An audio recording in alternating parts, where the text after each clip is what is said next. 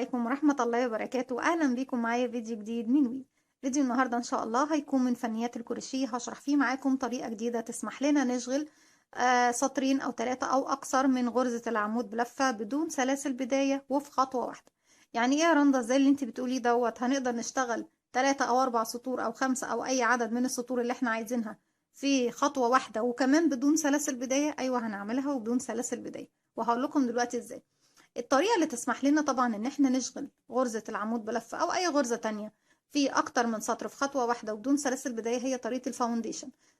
شرحت معاكم قبل كده 3 حلقات او 3 فيديوهات باستخدام طريقة الفاونديشن.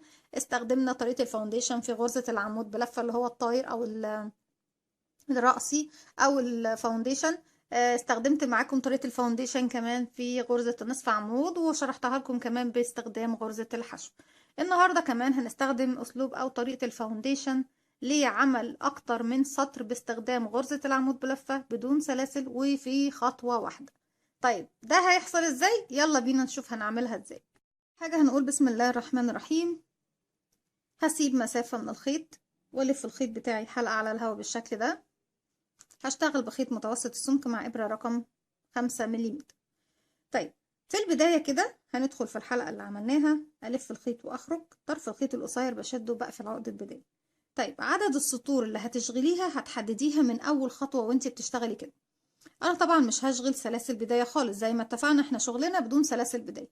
ليه؟ طريقة الفاونديشن بتشتغليها بدون سلاسل بداية. يعني ممكن حتى الطريقة دي تستخدميها لما بتكوني مثلا عملتي مجموعة من السطور وعايزة تكملي ايه بالطريقة دي، تقدري تكملي بالطريقة دي وهوريكم ازاي.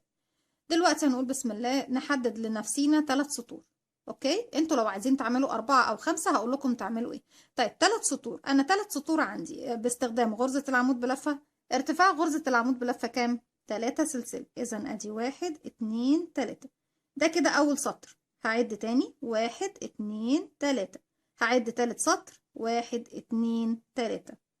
يبقى انا عدد السطور بعمله منين؟ من البداية. لو عايزة اعمل كمان سطر هزود 3 سلاسل لارتفاع غرزة عمود بلفة كمان، وهكذا بقى بتفضلي ترتفعي لغاية ما تعملي العدد اللي انت حباه من السطور. يعني سطر 2 3 4 5.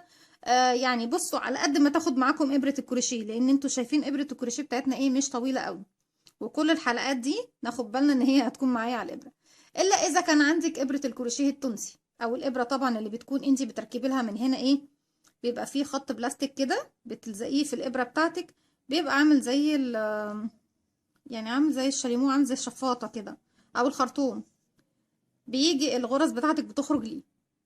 فايه احنا يعني عدد السطور ما تزودوش قوي، خلينا في 3 أو 4 علشان الابرة بتاعتك تسمح بكده. حابة تعملي ان شاء الله حتى 10 ولا 20 سطر في خطوة واحدة، هاتي ابرة الكروشيه التونسي هتكون سهلة معاكي وبسيطة.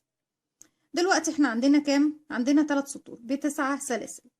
اول حاجة طبعا عشان اشتغل غرزة عمود بلفة بيكون معايا حلقة على الابرة، بلف الخيط بيبقوا حلقتين وبلف مرة واحدة لانه هو عمود بلفة واحدة.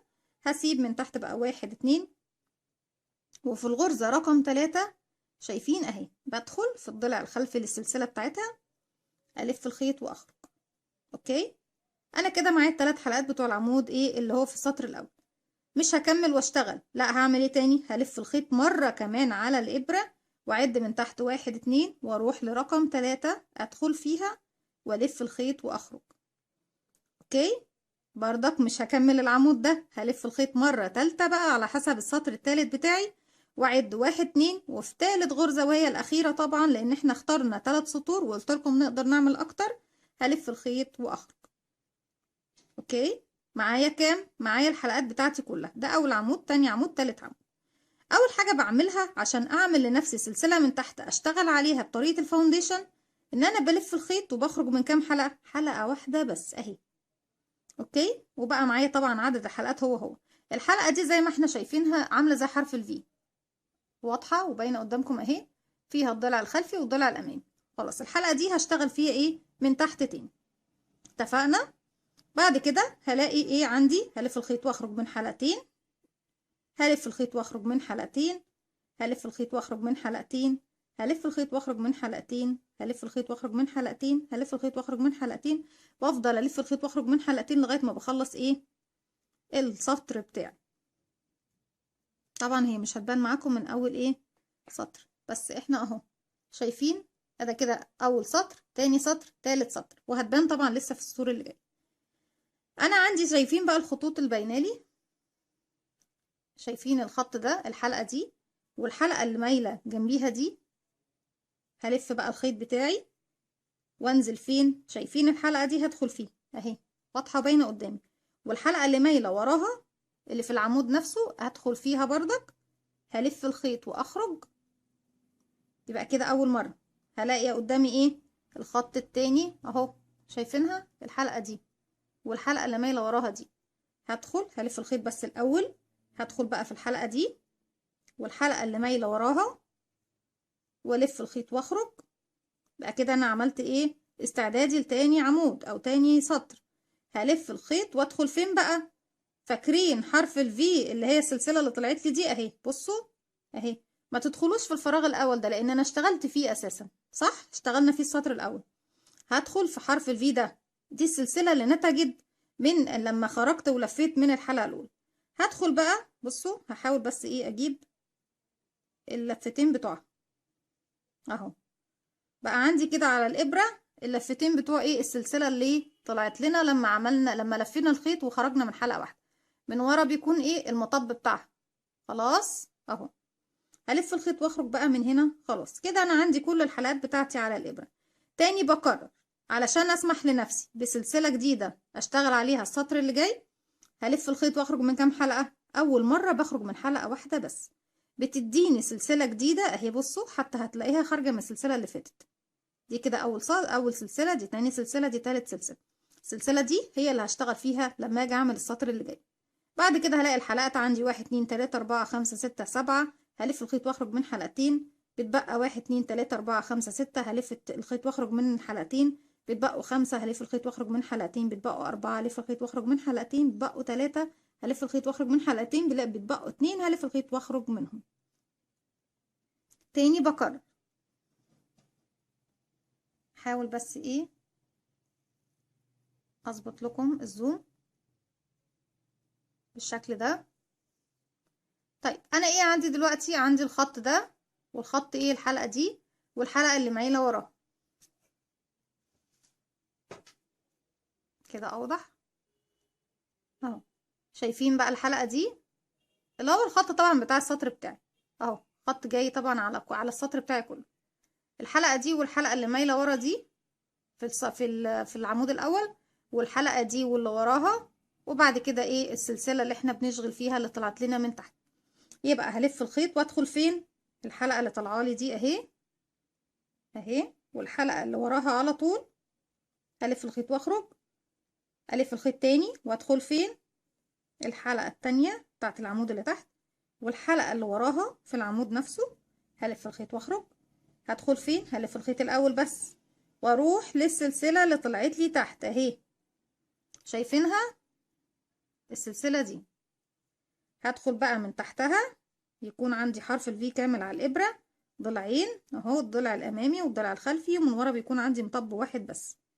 هلف الخيط واخرج، عدد الحلقات اللي معايا بلف الخيط في اول مرة واخرج من سلسلة واحدة بس او حلقة واحدة، بتديني السلسلة اللي هشتغل فيها السطر اللي جاي اهي. بعد كده الف الخيط واخرج من حلقتين، الف الخيط واخرج من حلقتين، هلف الخيط واخرج من حلقتين، الف الخيط واخرج من حلقتين، الف الخيط واخرج من حلقتين، الف الخيط واخرج من حلقتين، لغاية ما اخلص كل الحلقات اللي معايا. بصوا بقى الشغل بتاعي اكتر، اظنه كده واضح وباين قدامي. كده سطر 2 3 اهو، حتى بصوا الحلقة بتاعته باينة، الخط كل سطر الخط بتاعه باين، والاعمدة بتاعتي باينة. انا عندي كده السلاسل الاولى اعتبرها سطر، يعني اعتبرها سوري الخط الاول او الغرزة، تاني غرزة، تالت غرزة، رابع غرزة، وهكذا. بصوا كمان بقى الميزة ان انا لما باجي اشتغلها ما بتكونش فيها القساوة والحدية بتاعت سلاسل البداية. لو بشتغل بسلاسل بداية، لما تيجي تشتغلي بسلاسل البداية تحسيها مشدودة كده وايه ناشفة معاكي مش مرنة. بصوا الغرزة بتاعت الفاونديشن مرنة، في نفس الوقت سمحت لي اشتغل اكتر من سطر بغرزة العمود في حركة واحدة او في خطوة واحدة. تاني حاجة ان انا طبعا ايه اقدر اشتغل ايه، اشتغلها بكل سهولة وبكل بساطة ومفيش اي تعقيد.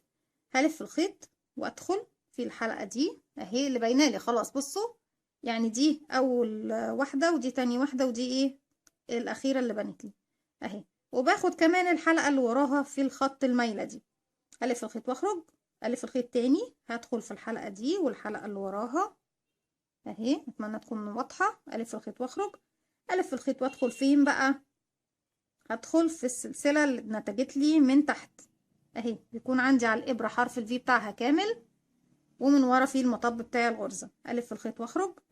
اول خطوة بعملها هي ايه، بلف الخيط واخرج من سلسلة واحدة بس، ليه هشتغل عليها الغرزة اللي جاية. بعد كده بقى بلف الخيط واخرج من حلقتين حلقتين حلقتين حلقتين لغاية ما اوصل طبعا لنهاية، وما ننساش طبعا ايه وناخد اكتر من حلقتين مع بعض لغاية نهاية الراوند بتاعي بالشكل ده.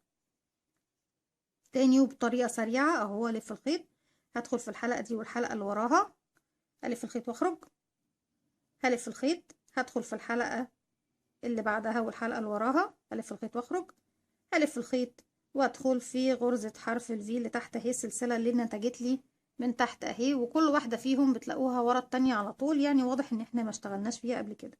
هلف الخيط واخرج، بلف الخيط واخرج من حلقة واحدة بس اول مرة عشان تديني سلسلة جديدة اللي هي في الخط ده طبعا، وبعد كده الف الخيط واخرج من حلقتين، الف الخيط واخرج من حلقتين، الف الخيط واخرج من حلقتين، الف الخيط واخرج من حلقتين، هلف الخيط واخرج من حلقتين، الف الخيط واخرج من حلقتين.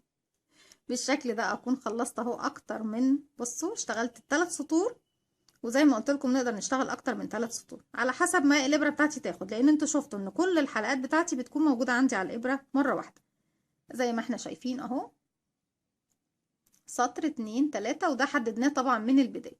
طيب يا رندا، عايزه ابدا ارتفع من فوق الشغل دوت، بس نعمل واحده كمان عشان تبقى اعرض شويه. السطر اللي جاي هيكون ازاي علشان نرتفع 3 سطور كمان فوق السطور دي، هتكون ازاي؟ بسيطة جدا وبكل سهولة وبساطة، وهوريكم دلوقتي ان شاء الله نعملها ازاي.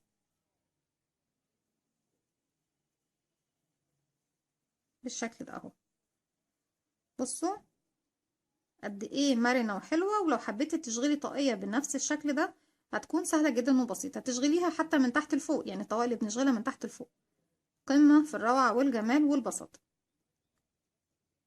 وهتعملي كمان طاقيتك كلها زي ما اتفقت معاكي، كل عدد السطور للطاقية تعمليها في خطوة واحدة بس باستخدام ابرة الايه كروشيه التونسي.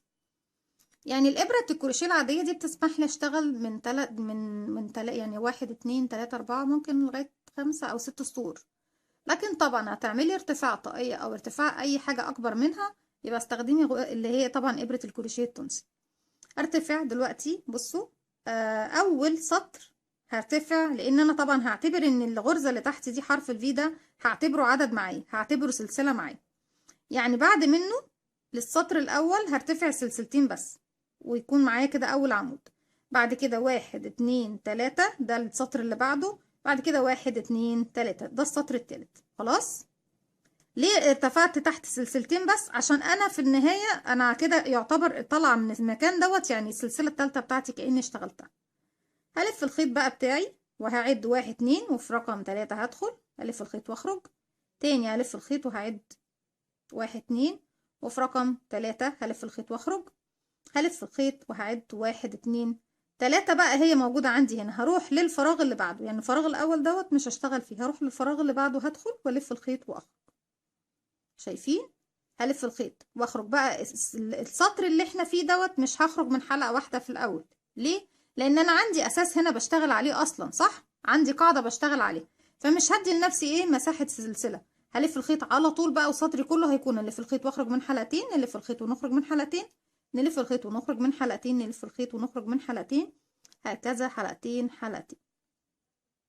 بصوا اهو كده بدأنا 3 سطور كمان. نكمل، بلف الخيط بدخل في الحلقة بتاعتي اهي بتاعت السطر، والحلقة اللي وراها المايلة ألف الخيط واخرج، السطر اللي بعده الحلقة بتاعته اهي واضحة باينة قدام مني، والحلقة اللي وراها هلف الخيط واخرج منهم، هلف الخيط واخرج، ألف الخيط سوري، وادخل فين؟ أنا كده اشتغلت هنا، هروح للغرزة اللي بعدها ألف الخيط واخرج من تحتها. بعد كده كل الحلقات اللي عندي ألف الخيط واخرج من حلقتين، ألف الخيط واخرج من حلقتين، ألف الخيط واخرج من حلقتين، هلف الخيط واخرج من حلقتين، ألف الخيط واخرج من حلقتين، ألف الخيط واخرج من حلقتين. أنا حاسة إن انتوا زهقتوا مني. بالشكل ده خلاص اشتغلت كده ايه الصاد يعني الثلاث سطور اللي بعديهم في الغرزة دي. بكمل اهو. خلاص ريدي، احنا فاهمين بنعمل ايه. بلف الخيط، بدخل في الحلقتين، الحلقة دي والحلقة اللي وراها المايلة، الف الخيط واخرج، الف الخيط وادخل فين بقى؟ في حرف الفي للغرزة اللي بعدها، وهكذا. فتانية الف الخيط واخرج من حلقتين حلقتين حلقتين حلقتين لغاية ما بيخلص ايه الراوند بتاعي. شايفين انا كده اشتغلت 6 سطور وبدون اي متاعب وبكل سهولة وبكل بساطة.